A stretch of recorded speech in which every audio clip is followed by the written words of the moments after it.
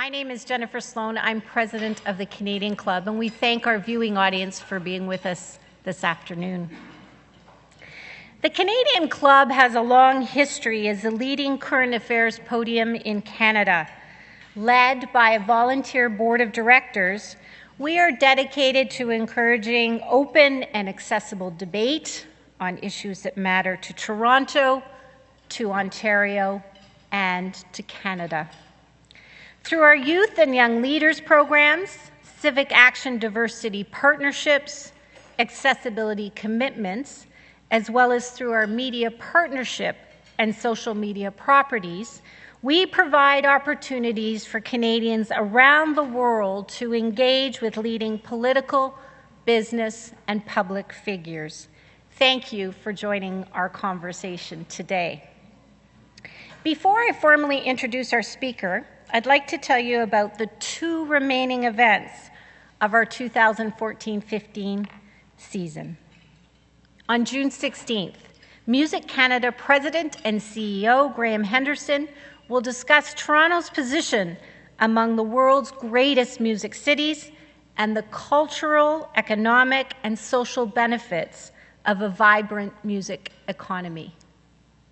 And on June 17th, direct from CBC's flagship news program, The National, joined seasoned insiders Kathleen Monk, David Hurley, and Jamie Watt, and moderator Don Newman, as they discuss one of the most anticipated Canadian elections in decades in front of a live Canadian Club of Toronto audience.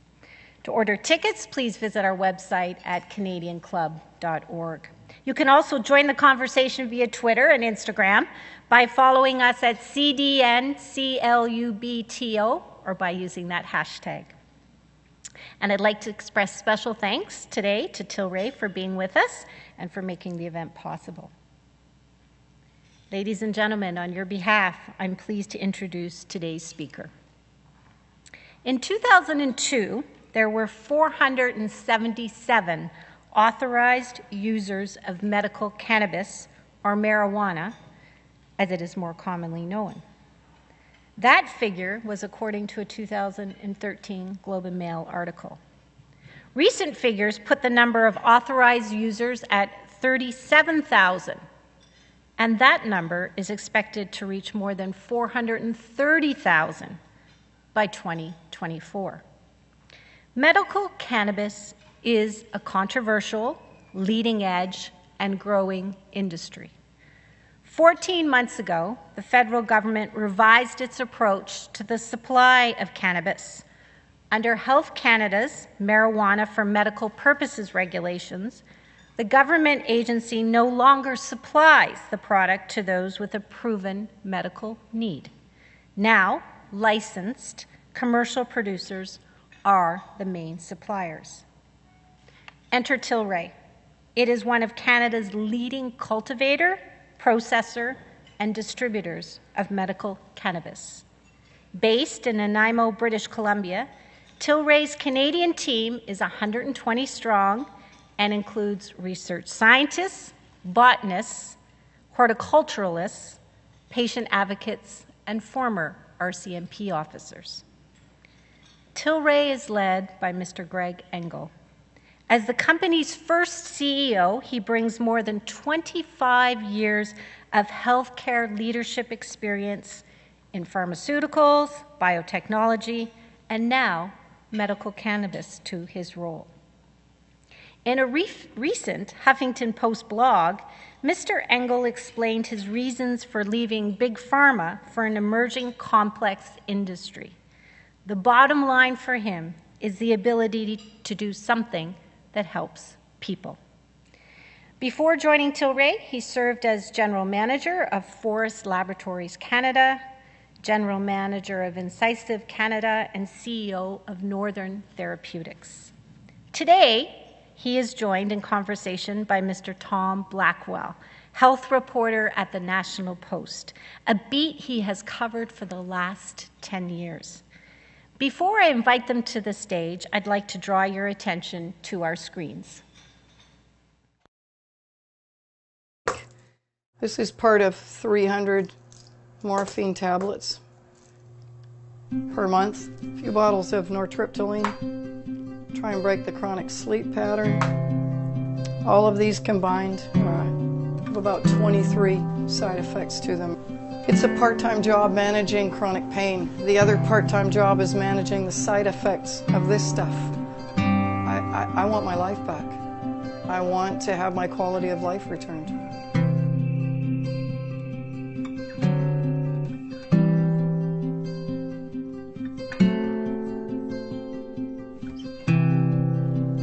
There is no place that it's not painful.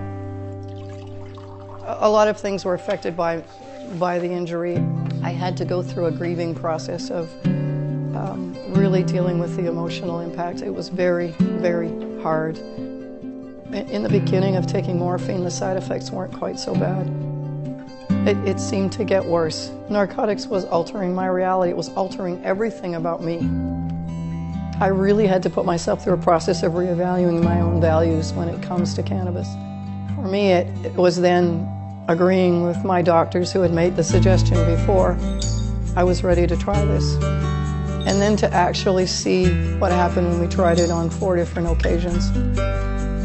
To see actually small amounts kill the pain, stop the rainouts, and I'm not high, I'm not out there, I've got no side effects, and I have 4 hours where I have no pain. Life has returned to somewhat normal.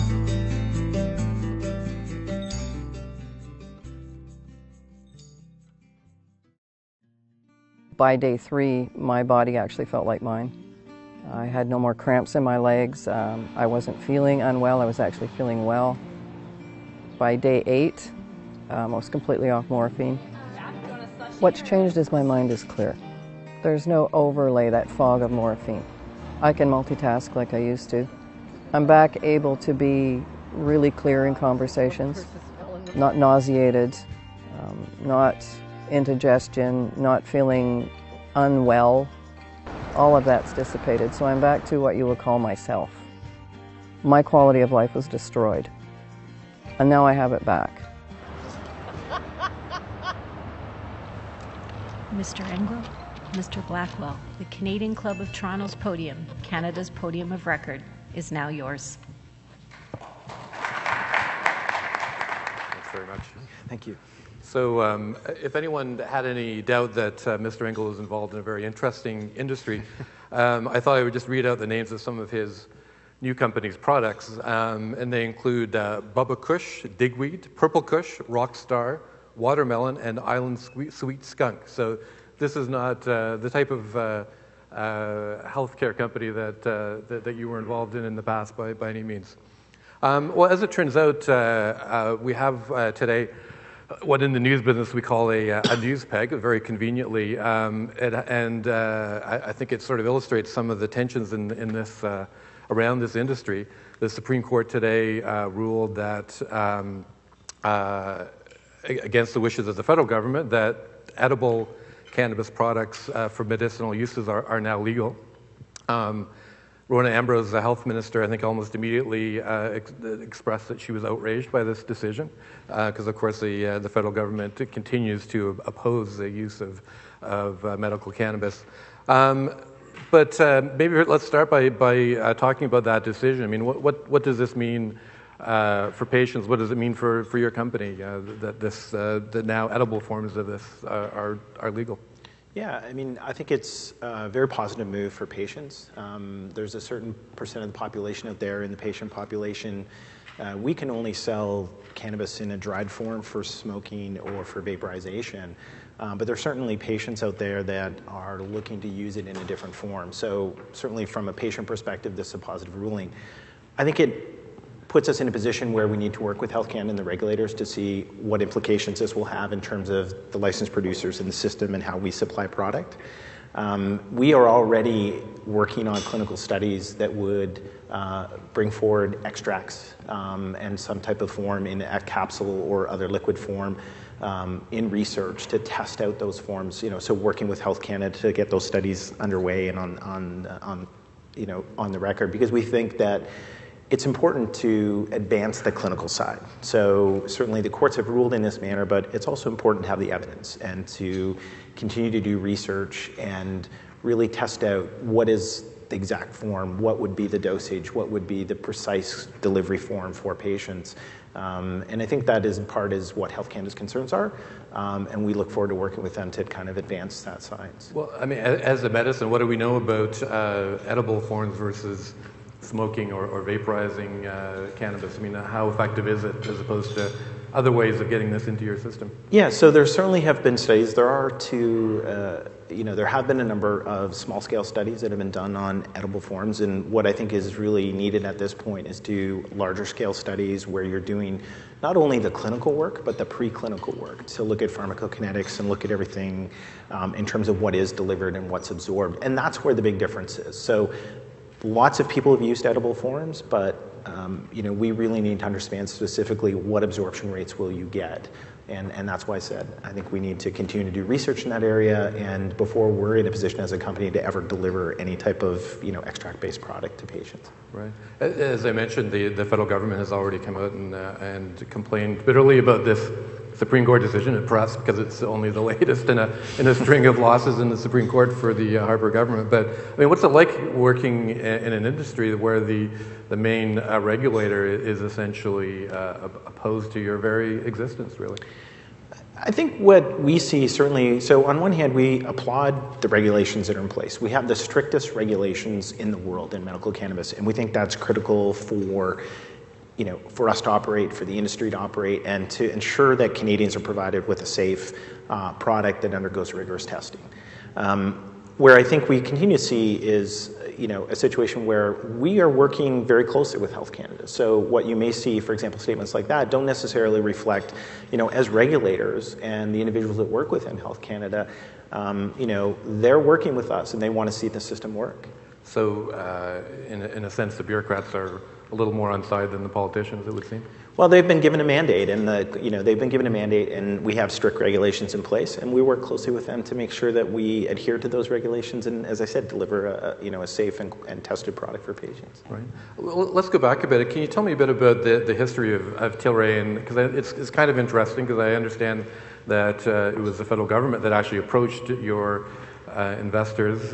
So how did that happen, and why were they interested in putting money into this business? Yeah, I mean, it's a great question. So prior to Tilray being formed, we are an affiliate company of a private equity group out of the U.S. called Privateer Holdings. This is a well-founded group that has some world-renowned investors that have publicly come out and part of that investment group. We were approached by Health Canada before the MMPR regulations came in place to look at investing at a number of potential companies that wanted to get into the space. As our founders of Privateer looked at those companies, they didn't see anyone they really wanted to invest in. They didn't find the right mix of companies that they wanted to invest in. So they made a decision to start Tilray as their own company. So Tilray, was founded. We began operations in April of last year, once the regulations were in place and came to the market. And we're not just a Canadian company, we're also looking at global opportunities. So we've applied for licenses in Uruguay and most recently in New York State, which has very strict regulations, not unlike Canada's. And we'll continue to explore those opportunities around the world as medical cannabis continues to evolve. Right, and I understand that you are sort of expert-minded. I mean, does that mean that you're going to be growing marijuana in BC that's going to be exported to these places, or how would that work? So at this point, the regulations don't necessarily allow for that, and Health Canada actually came out yesterday with an update, which is still not prohibiting it completely, but I think there's still work to be done there. Our initial structure of setting up Tilray in Canada was not necessarily for export. It was to serve the Canadian market, and that's what we're focused on. I think potentially there are export and import opportunities around the world as this marketplace evolves, and we'll continue to explore those. And I think with Health Canada, that's a regulation we'll want to continue to discuss with them. Sure. So I mean, as you know, there are those who continue to question the legitimacy of this industry. I mean, not only the federal cabinet, but the Canadian Medical Association and other medical groups have suggested that doctors shouldn't even be getting involved in this. I mean, in your past life in the pharmaceutical industry, you were required in order to get a drug on the market to go through a whole slew of tests and studies and in the lab on animals, on humans, before you could actually market something and claim that it did some good. I think it's fair to say that there's a lot less evidence than that behind medical marijuana, but what's your case for this as medicine? I mean, how much hard evidence is there that this works for the kind of things that a lot of people are using it for? Yeah, it's a great question. So, medical cannabis has been used, it's been in the pharmacopoeia for thousands of years. We're certainly aware of its use over decades and over centuries. There is very strong anecdotal evidence and from small-scale studies, clinical evidence. But you're right, there is a need to advance the science. And as I said, that's why we're committed to research. And we recently formed a new CMCC, which is the Canadian Medical Cannabis Council, and all the members that join that group have to be committed to research. We currently have a study underway in post-traumatic stress disorder with the University of British Columbia, where we're testing the dried form with veterans, first responders, and sexual assault victims. We're also right now in the final stages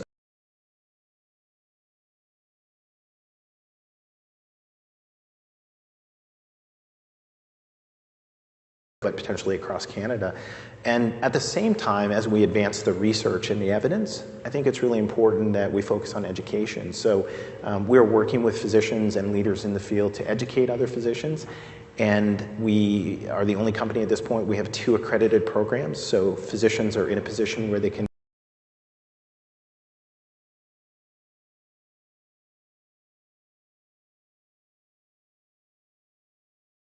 Again, we feel that legitimate education and using accredited programs like that have been vetted are critical. We also have an accredited program for pharmacists as well. Mm-hmm. But I mean, should we be surging ahead with this program, with allowing people to legally use marijuana as medicine before the jury is completely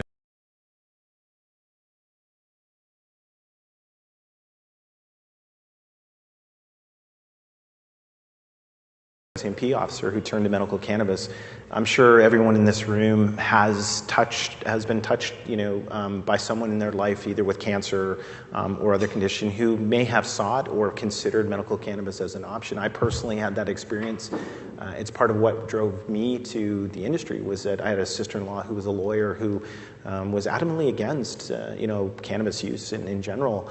But late in life for her, she turned to medical cannabis, and it made a huge difference for her. And when I see that personally happening, it really affected me.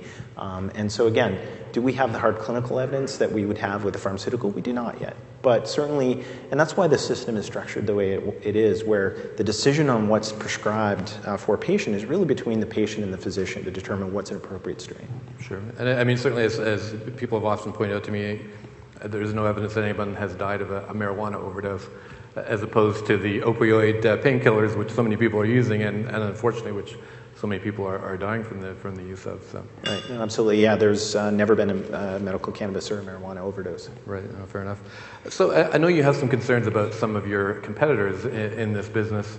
A lot of them are sort of penny stock companies. And their stock has gone sort of fairly wildly up and down. I mean, is it a challenge or is it going to be a challenge to sort of maintain the kind of the reputation of this industry going forward? I guess.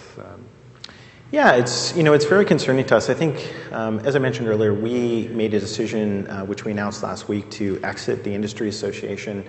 For a couple reasons, but one primarily was that some of the unethical practices that were happening, that other licensed producers in Canada were in a position where they were providing kickbacks to either physicians or clinics or even patient aggregator groups, was very concerning to us. We had attempted to try and get the industry association to bring in a code of ethics, but that was met with resistance, and it was apparent when it was voted down that they would not be in a position or really want to adopt that code.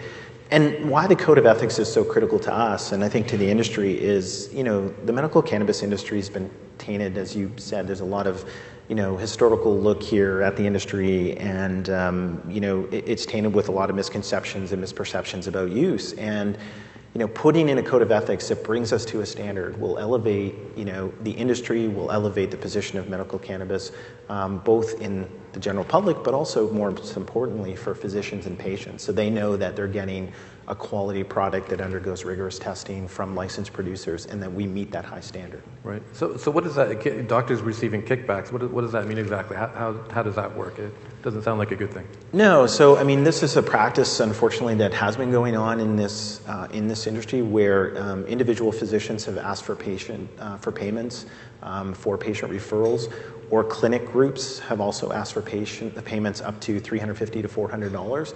And we've even seen the extreme where we have patient aggregator groups that are representing, hundreds of patients, where they're looking for payments that could be 15 to 20% of the revenue generated by those patients.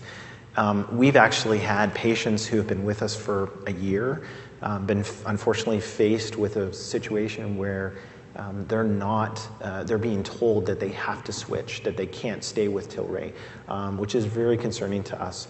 And what's also concerning is that the choice for medicine should never be based on financial incentive. If we really think, we would never accept that in pharmaceuticals, we would never accept that in healthcare. So why in this industry, we shouldn't accept that? And that, as I said, is disturbing to us. Right. I've written a lot about some of the ethical issues in the pharmaceutical industry, and certainly, we all know about drug reps who take doctors out for nice dinners and fly them to the Caribbean for vacations, that kind of thing. Is it so different than what's happening in that world? Is this just is what the pharmaceutical industry does just a more sort of polished version of this? Well, I've certainly never seen. So I've come from pharma and biotech, and I think some of the practice you're referring to, those are practices that have evolved over time, are no longer accepted.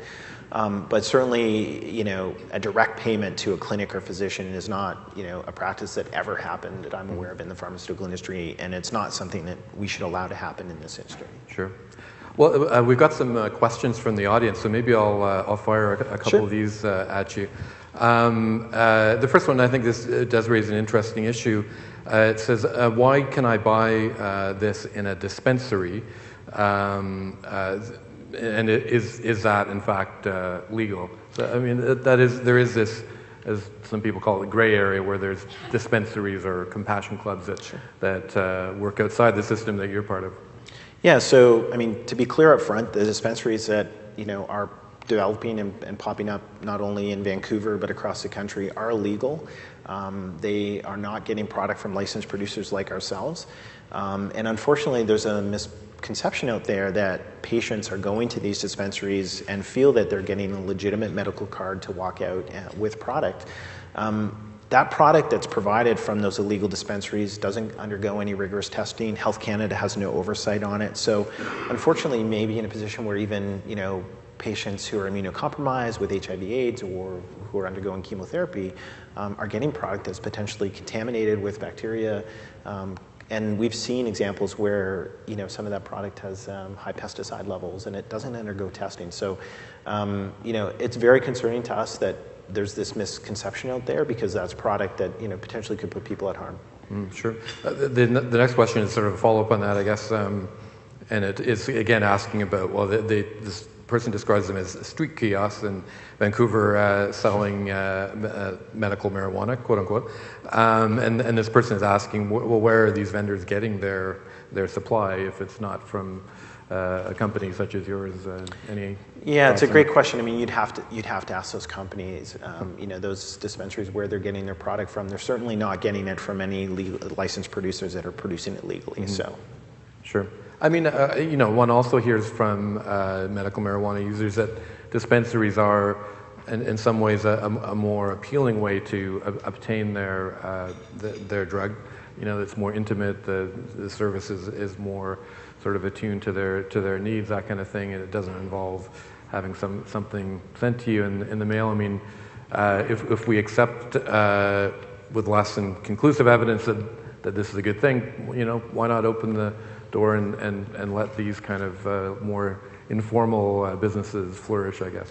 Well, I think what would be key, so if you look at, the process, how it works for us as a licensed producer is that a physician writes a medical document, which is very similar to a prescription. That's submitted to a licensed producer, and the patient talks to our customer service team, determines which product they want, and that's sent to them overnight, so 24/7. So as I said, overnight delivery, direct to the patient by courier. So that's very convenient. I think that there could be potentially an opportunity as this industry evolves for pharmacies to be involved, and that may be a more legitimate route for that person-to-person interaction downstream. The great concern again with these dispensaries is they're operating illegally with product that may be contaminated, may be coming from sources that we don't know where it comes from, right? And patients are walking out, again, as I said, thinking that they've got a legitimate right to have this product, but they don't. They can be still charged for possession of a narcotic. Sure. I mean, going further than dispensaries, I mean, we have at least a couple of states in the U.S. who now have actually legalized marijuana use, whether for medicinal or recreational purposes. I mean, what do you think about that? I mean, that I would imagine that could potentially undercut your business if people could grow and possess it sort of without restriction. I think if you look at part of the discussion we were having earlier was really around where there's a need for a clinically tested product that undergoes rigorous testing. So not only in its current form, but potentially in the future in an extract or edible form. So there's always going to be a strong place for medical cannabis in the marketplace, no matter what happens. What happens on the legalization front is up to the public and to decide and the courts to decide.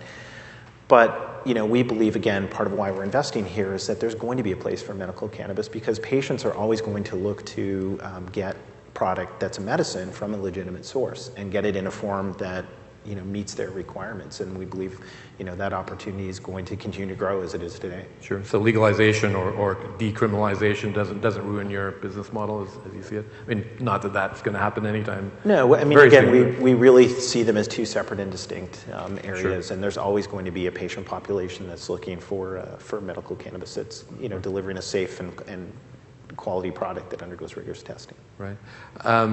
Next question from the audience is, what is the economic impact of your facility in BC? I understand you employ something like 200 people. Yeah, I mean, it's great. We actually worked with the NIMO Economic Development Committee to have a study on our first year of impact. So when we started last year in 2014. So right now, actually, we're up to 175 employees. So at the end of last year, when the study was completed, we had 120. So we've invested directly over $25 million into that facility, and we've spent the majority of that money locally. So even if you look at the trickle-down effect in terms of the local economy, we've created indirectly and directly in 2014 395 jobs in the Nanaimo region, which is huge. It makes us, we're right now one of the top 6 employers there, but in terms of the indirect impact. And also the spend locally, just from an operational perspective, we've invested over $37 million to date in Nanaimo. So, for a small city, that's had a huge economic impact. That's been a positive. Right, and I understand there's some other producers there as well. I mean, is Nanaimo becoming the marijuana capital of Canada? There's another producer in Duncan, which is close by. They're the only one on the island that's currently operating. Right. That's a significant investment. I mean, and I understand you have something like 3,000 or 4,000 customers now. I mean, how's the business going? I mean, is it? Yeah, we certainly, it's a significant investment, and we feel that the market, we're seeing evolution. The market continues to grow, and we're getting positive response from patients and physicians, and not only in terms of the product we're providing and the impact it's having on their daily lives, but also the impact we're having on advancing the knowledge base around medical cannabis use. And I think that's one of the key things. As I mentioned, our accredited programs earlier, we're also in a position where, physicians are now changing their perception in terms of medical cannabis. This isn't a product for everybody. This is a product that potentially is part of their armamentarium, and there's a patient population that it might be appropriate for. And that's what physicians are now in a much more comfortable place to consider that. Right. So I imagine you want to win over the doctors to sort of further legitimize and expand your pool of patient customers, I guess. Yeah, well, I mean, we're in a position, but again, it's got to be legitimate. You want to bring forward, physicians got to be making the right choice for the right patient and determining who that patient should be. And I think it's really important that, this isn't about, creating an environment where they're prescribing for anybody and everybody. This is prescribing for the right patient, and that's what we're working on. Right. The last question from the audience is a very practical one. How does one get medical marijuana? And I think maybe they're asking, well, how does the system work from the patient's point of view? Yeah, no, great question. So as I said, not unlike any other prescription. So as an individual, you would visit your physician, have a discussion with them if you've tried other products that haven't worked for you, and determine if medical cannabis is an option. If it is, then they would write a medical document, which is similar to a prescription but has a bit more information. That medical document would then be submitted to a licensed producer like ourselves, and then we would confirm that back to the physician. So we actually have to validate that medical document. So again, another security step to make sure that the appropriate patient is then prescribed medicine. And then we would work with that patient to determine, based on the daily maximum allowable amount, to provide them overnight shipment of whatever their order was. Do you have to establish that you have a medical condition that's supposedly treatable by medical marijuana, or? Certainly that's up to the physician to decide. We're really like a pharmacy filling a prescription at the end of the day. So. Right. So getting back to your comments about Tilray looking at markets in other countries, I mean, could this become kind of an export opportunity for Canada as a whole, given the system that's now being set up? Yeah, I think, again, we have one of the strictest, most rigorous systems in the world, and what we've built in Tilray Canada is really a learning lab, if you want to consider it that way, where the expertise that we're developing in Canada, so we're really looking at this as an opportunity to export knowledge and expertise, and that's kind of, we are a leader in healthcare, we can be a leader in this segment. So that's why we've started here in Canada, and as we expand, we're looking to kind of take that knowledge elsewhere. So a number of our key staff are working on these other programs as well in other jurisdictions. Right. Any thoughts about what the prospects are for this business if we have a new government after the next election? Presumably, if it is a different party in power, that they would, if anything, be more sympathetic to this. Yeah, again, I think, whatever the decision is, whatever government is in place that the public decides, I don't think it's going to dramatically change this kind of marketplace today. We have strict regulations in place that have been mandated by the courts, and Health Canada has enacted those regulations. So, we're going to see continued, as I said, the relationship with Health Canada is positive. We get feedback from them. It's a very iterative process in terms of working back and forth on issues, and they're responsive to questions and considerations, the same as they were in the pharma and biotech industry when I worked with them. Sure. So we talked before about some of the possible benefits of medical marijuana. I know that as marijuana becomes, whether recreationally or medicinally, becomes more sort of legitimized in society, there are some people who have fairly serious concerns about that, and I think they revolve around things like evidence we're getting about the sort of influence of smoking marijuana on driving ability, for instance, and also on young people who may be susceptible to psychosis, serious mental illness, and there's some evidence that smoking pot can sort of exacerbate or propel that forward. I mean, what do you say to those who are worried that we're legitimizing a drug that as well as having some apparent benefits, could also do some harm? Sure. It's a great question. I think, what we have to consider again is medical cannabis is a medicine, and we have to treat it accordingly. So the same way that, for example, you made a comment about, driving. So the same way if you were on another opiate that you were restricted from driving after use, you would be restricted for driving for a period of time after use. And again, my comment earlier about dispensaries is that we have already seen, for example, enforcement of against one of the legal dispensaries in Vancouver that was supplying youth.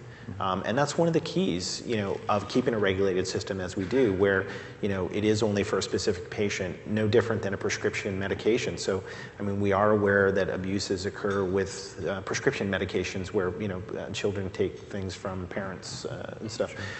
We would, advocate that strict guidelines are put in place.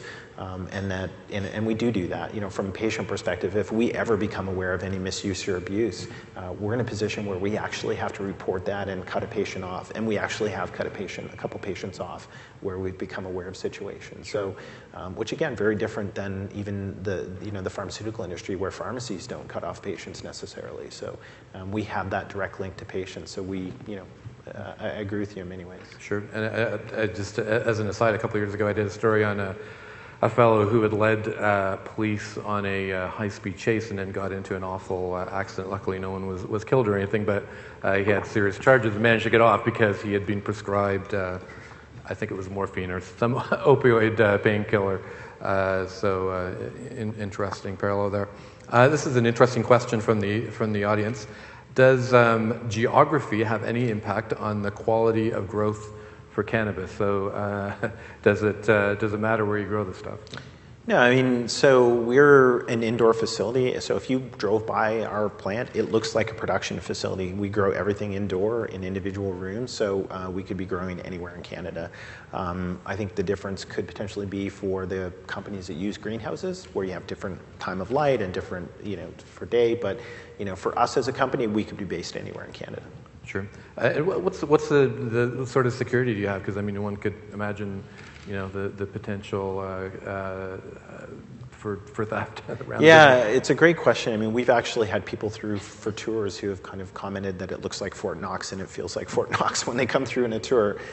We've hired an ex-RCMP special investigator who heads up our security team. We have, an incredible security system in place, not only from a camera perspective. Just to give you an example, every employee that goes in and out of any doorway has to badge in and out of that doorway anywhere in the facility, regardless of what that room is or isn't, even in and out of our cafeteria. So we have very strict controls. We also have a level 9 vault. So that doesn't mean anything to the audience, but to give you a perspective, many pharmaceutical companies that are dispensing narcotics or have narcotics don't have that level of vault. So we have an incredibly secure facility, along with the secure systems we have in terms of our checks and balances in the system. Sure. I think we have time for the one last question. This is obviously coming from someone who perhaps is a potential investor. The banking industry considers the medical cannabis business risky. What are you doing about this? Yeah, I'm surprised to hear that comment because we actually bank with 2 different Canadian banks as a company, so we're already banking. And from an investor perspective, people in the audience may not be aware. We've our private equity group that founded the company and where we find our funding from as an affiliate. We've had global investors such as Peter Thiel from Founders Fund, who started PayPal, as one of our lead investors. So we've attracted some phenomenal investors. And as I said, from the banking perspective, we're banking with Royal Bank, so we certainly have no issues from a banking perspective in Canada. Okay. Thank you very much. Great. Thanks, Tom. Appreciate it.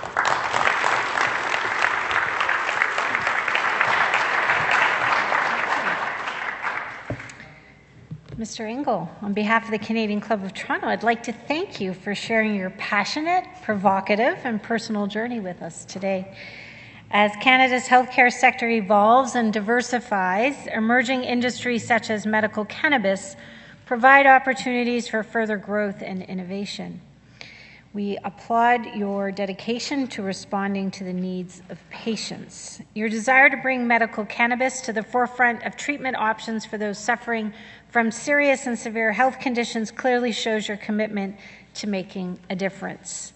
This commitment was recently demonstrated by the creation of the Canadian Medical Cannabis Council, to be based here in Toronto. We wish you well with that as you lead Tilray into an exciting new avenues.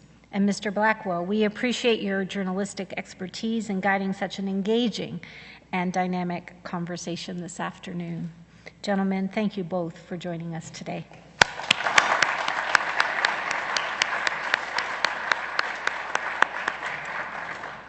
Now, just before I adjourn today's meeting, I'd like to draw your attention to the event survey card that we've placed on each of your tables. The Canadian Club is always looking for ways to improve your experience, so if you could please take a moment to let us know your thoughts and comments, including whether you've like our new shortened luncheon format this season. We'd really appreciate your feedback.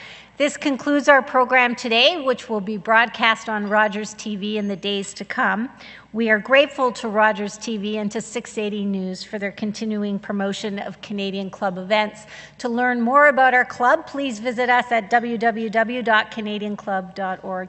Ladies and gentlemen, thank you so much for being an attentive audience today. Our meeting is now adjourned.